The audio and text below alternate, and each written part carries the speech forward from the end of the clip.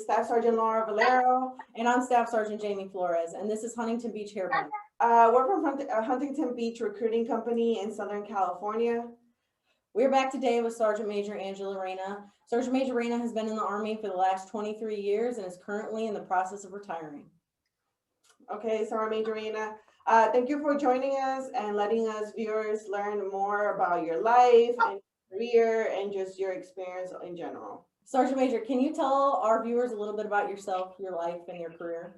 So as you said, I've been in just under 24 years at this point.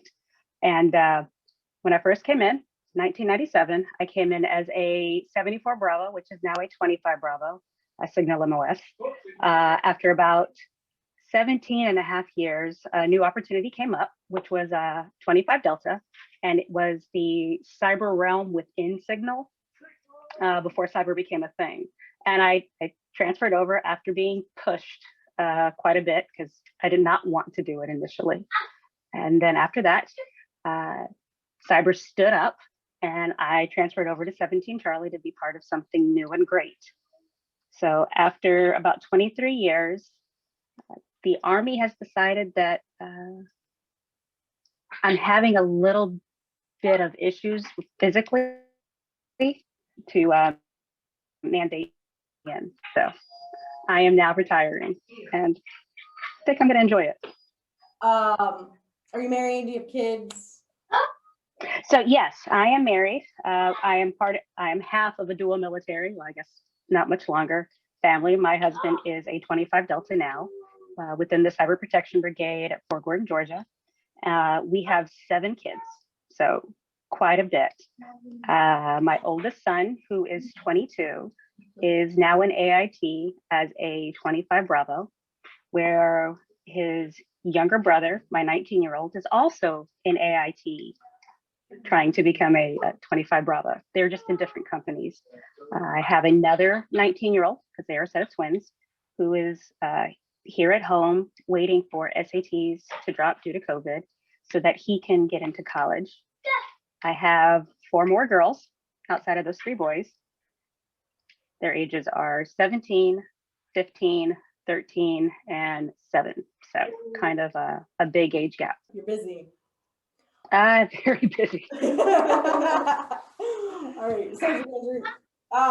Now we want to ask you some questions about your career, decisions that you made along the line, just so we can get to know you real well, and for people to kind of understand the military a little bit more too. Okay. What influenced your decision to join the Army? So I am an Army brat. That's how both my parents met. My dad was Signal, my mom was Supply, and soon after I was born, she got out. But just growing up around it, knowing what I could provide for my family made me want to join. And then once I was in, it wasn't just wanting to take care of my family that made me want to stay in. It was the opportunity to groom and mentor others. And that's what made me stay, not just in, but stay enlisted. Got it. What goals, so I know your parents were military, did you have specific goals coming into the military? Did you already know what kind of job you wanted to do and things like that? Yes. So like I said, my dad was Signal, so I knew I wanted to do something Signal.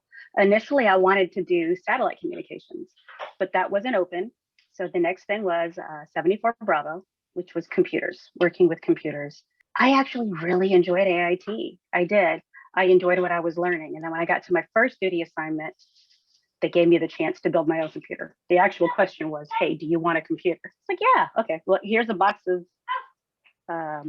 parts you want when you build it. No way, that's super cool. Yes. Very true. I had to build my own computer if I wanted one. And I did, so it's just growing up around Signal really made me enjoy it. And the more time I spent with it, the more I enjoyed it. What was your experience like balancing family with career and 7 children? Okay.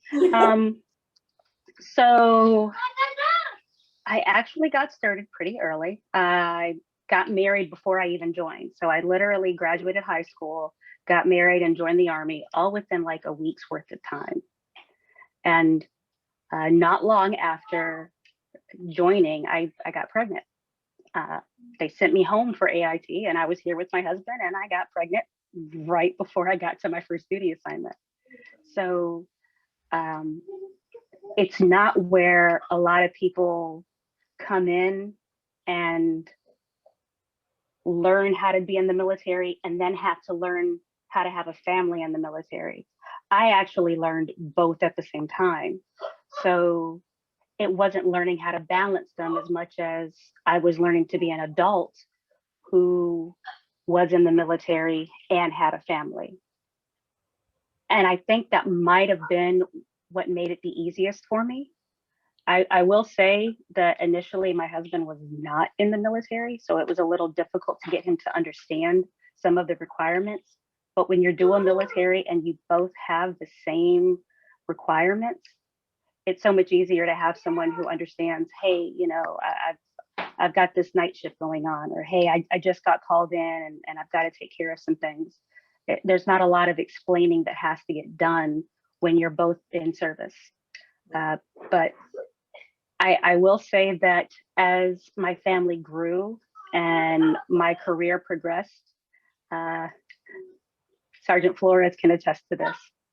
It was a little difficult being a first sergeant and having 7 kids at home, one of which, my youngest, is special needs.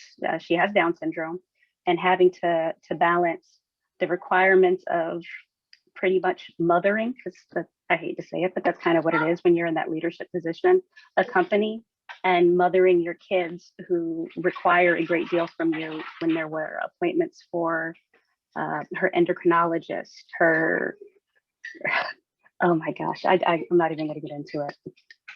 There were some rough days, but I am thankful for them. And I'm thankful for my family who supported me and did not tell me that, you know, we don't see you enough, or do you love us? So they understood.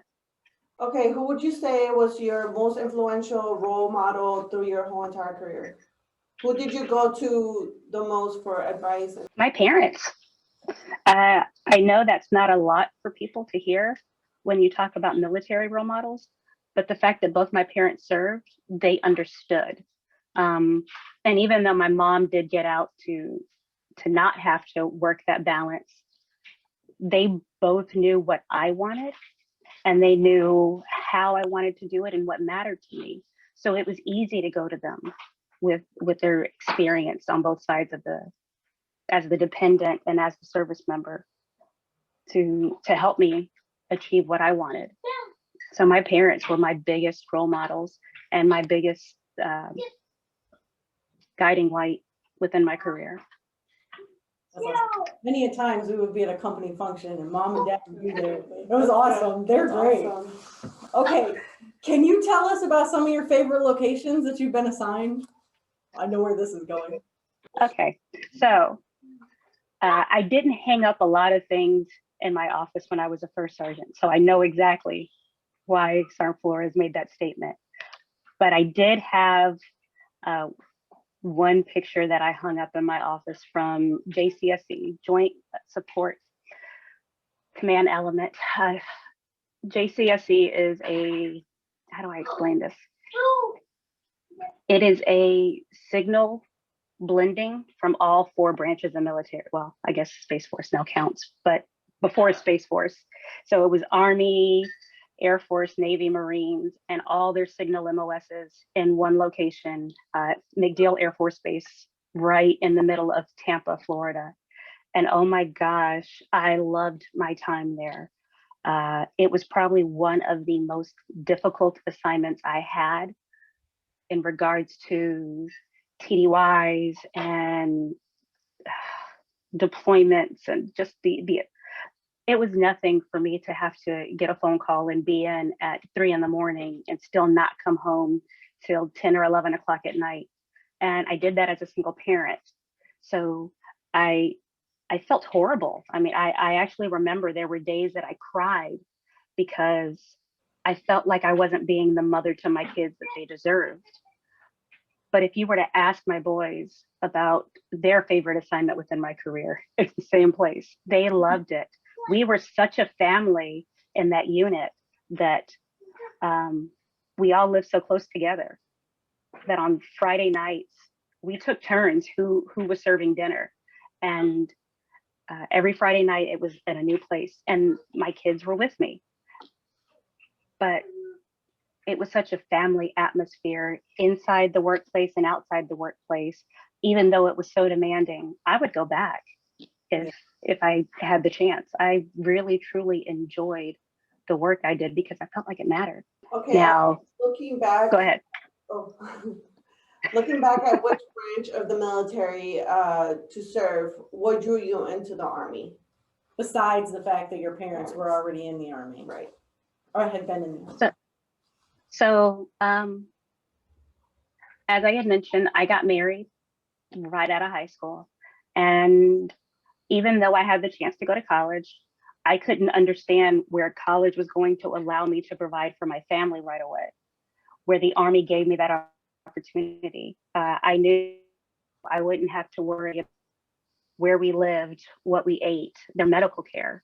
None of that was ever going to be in question because the military provides all of that. The Army allows you to not have to worry about those things because it's a given. Yeah. So that was why. Okay, over the course of your career, we know you've changed jobs a couple times along the way, and you kind of told us how you got there. But did you enjoy it? I mean, switching careers from 25 Bravo, 25 Delta, then to become a 17 Charlie, are you glad that people pushed you in that direction? Is it something you enjoyed when you got there? Oh my gosh, yes. So I thought I was going to retire as a 25 Bravo. I really did. I loved it. But when 25 Delta came up, at the time it was Sergeant Major Treywick who was handling all of this. And he came to Fort Bragg, which is where I was at Force Com at Fort Bragg. And he gave us a brief and he was like, okay, Sergeant Reyna, so when are you going to put in your packet? I was like, Sergeant Major, I don't think this is for me. I don't think I'm smart enough to really do this. And he was like, Sergeant Reyna, where's your packet? Yeah, I'm going to get you to at least take this test.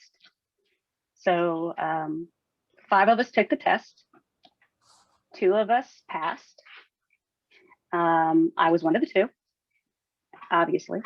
And then again, I was getting the phone calls about my packet. And then my packet came in. I was selected. I went to the 25 Delta course, which by the way, was one of the most grueling 3 months of my career. Oh my goodness. The requirements and the time that it took to get through it were grueling. We started off with 19 and we graduated 12, if I remember correctly. I was the only female to make it through my class. So that was kind of awe-inspiring. And I didn't even realize it at first until one of our instructors was like, okay, gentlemen, here we go. And then he looked at me and he was like, oh, I'm sorry, lady and gentlemen. And that's when I looked around and realized I was the last female left. And at that point, there was no way I wasn't going to graduate. Just, it was not going to be only men in my class. And I made it. And then I went to the Cyber Protection Brigade, where I stayed for about 6 years. I never left, and got the chance to take over a cyber protection team, and I loved it. I absolutely loved the ability to be technical. It didn't last long.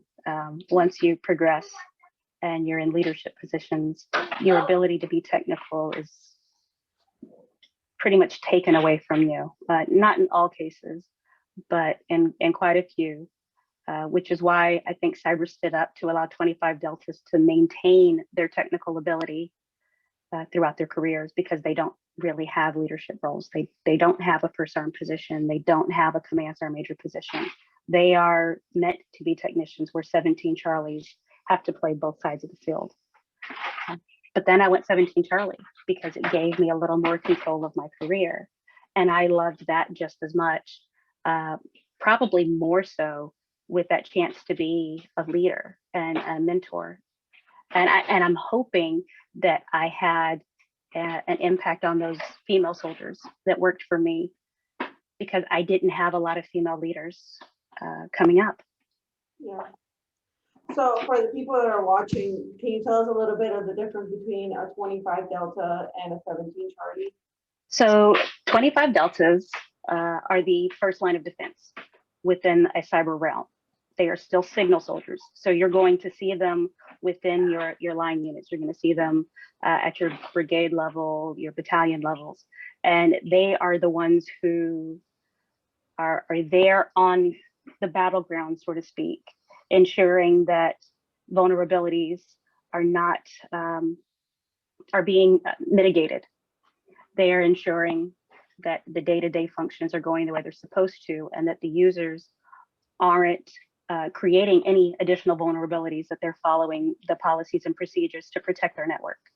Where your 17 Charlies are farther away, they're, don't want to say isolated from the front, but they're your on-call people. Your 17 Charlies are more likely to be the ones that you only see when there's something wrong, or I'm trying to figure out the best way to explain this. And more like problem solving. Yes, definitely more problem solving. Your cyber protection teams are the ones who come out and they have a focus on certain areas. You have ones that focus on host, the boxes that you're working on. You have some that come out there and they're focusing on your enterprise servers. So your email, your specific functions. Now, if there's a known vulnerability, they're the ones who are going to be trying to figure out how to implement ways to mitigate those risks. And then they push those down to the 25 Deltas, who then implement them on the ground level. So they have a more technical day-to-day experience than your 25 Deltas, but your 25 Deltas are the ones who are going to be that first line of defense for your unit. So given your various roles and different jobs that you've held, want to talk about a little bit about the role of the female soldier in STEM fields. All right, well, it's growing. Let's start with that. So as I mentioned earlier, in my 25 Delta class, there weren't a lot of females to begin with, and then being the last one standing, if I remember correctly, when cyber first stood up, it was only 3% female. That's it. And it's grown. I can't give you the exact number now, but it has grown quite a bit. However, it is still predominantly male in cyber, but that's the military in general. So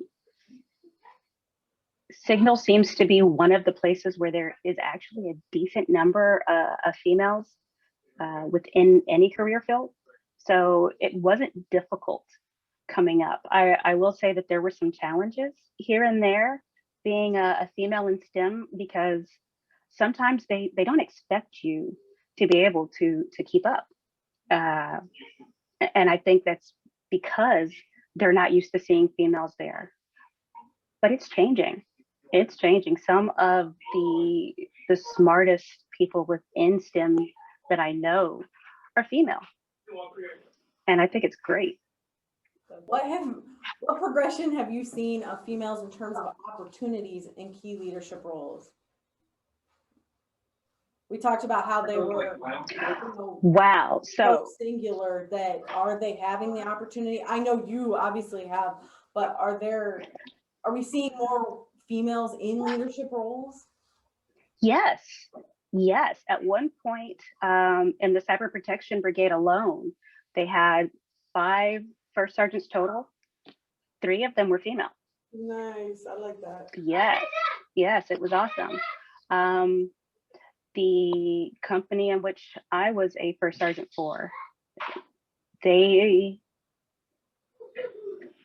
has been another female first sergeant, And they have actually had a female company commander as well. So it's nice. I see it growing. I'm tempted to see what happens as the Army continues to move away from identifying features like race and gender, to see how it grows within not just STEM, but a whole in the military, because they are doing that. They're taking away those identifiers. How has it felt to achieve your level of success in a field that still remains predominantly male? I love it. We had a senior leaders offsite, and I say senior leaders, but in this case it was enlisted within our brigade.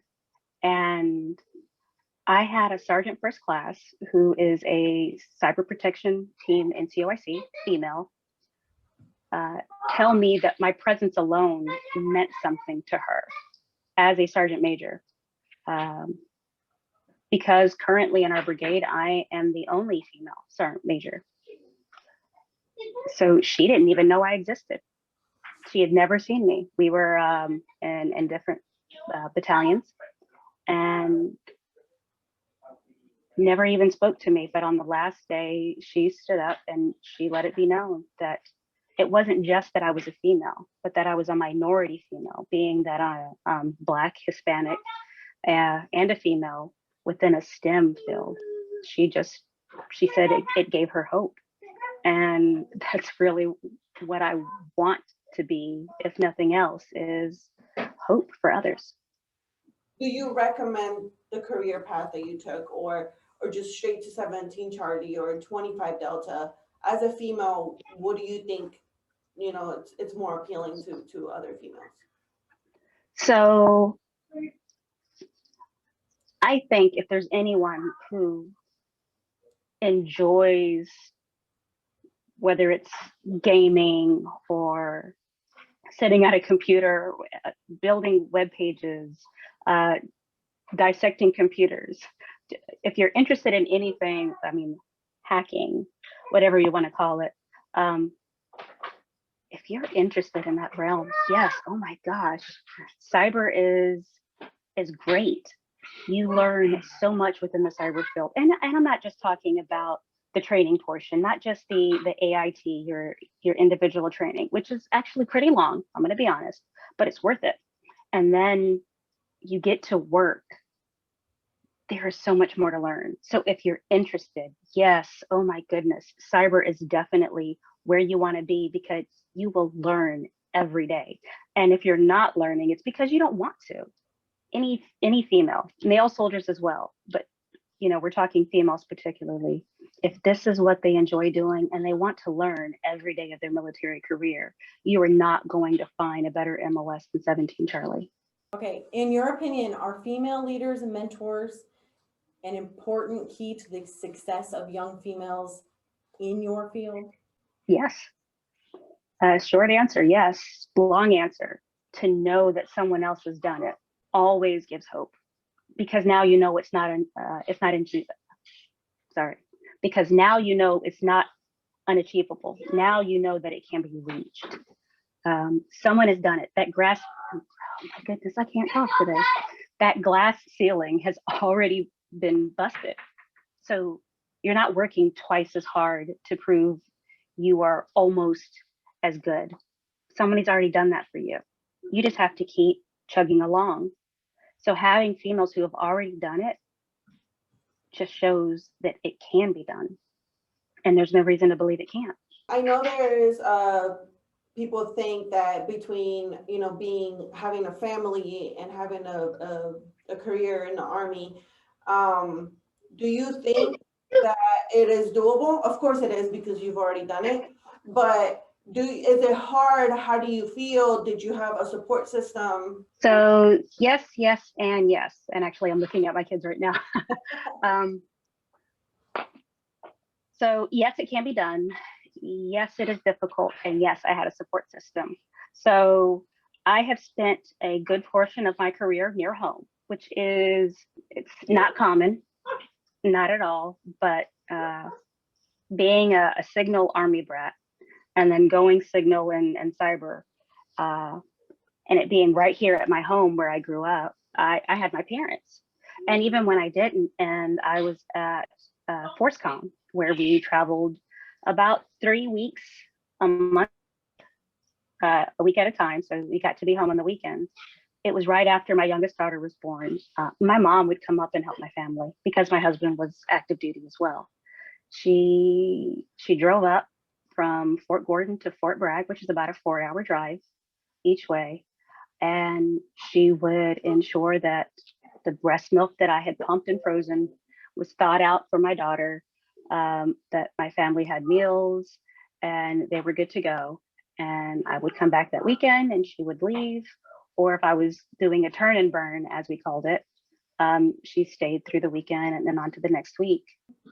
I do think I would have been a little more worried about my husband trying to maintain, not that he couldn't, because, you know, men can do it just like women can.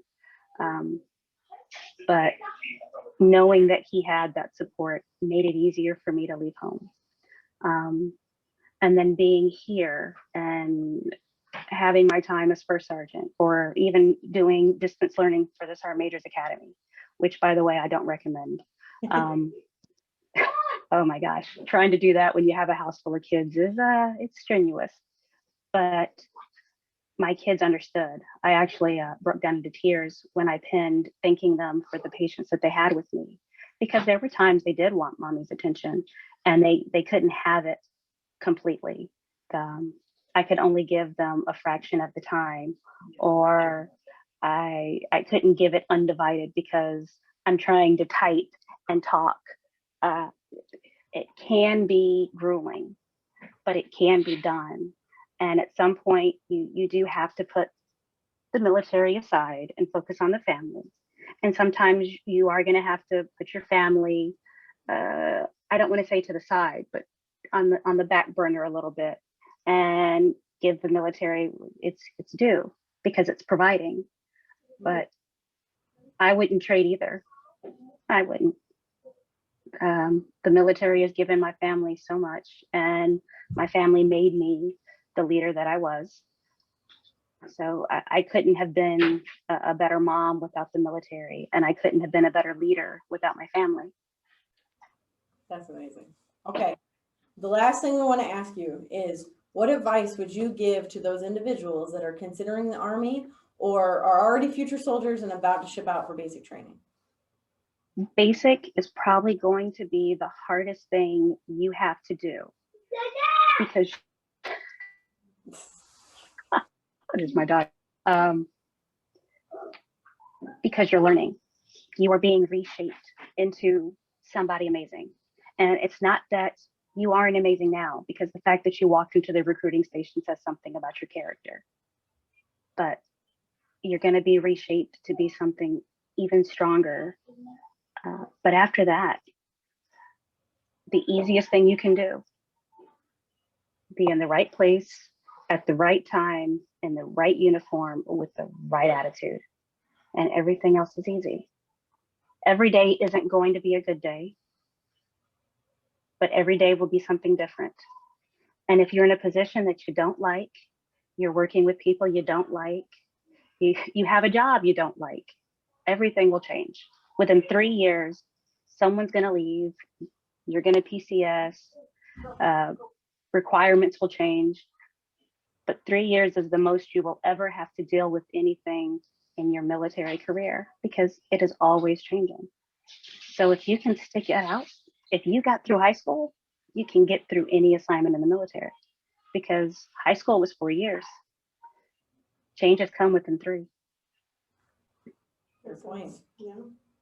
All right, Sergeant Major, thank you so much for joining us today. I know you took out of your time. I know you're about to retire, and sharing your life with us. I was very inspired by it. Thank you so much. And this is my first time meeting you. Thank you. And yeah, did you want to say bye? I appreciate you taking the time out of your much earned leave, being able to do this with us. I really appreciate Thank you. Anytime.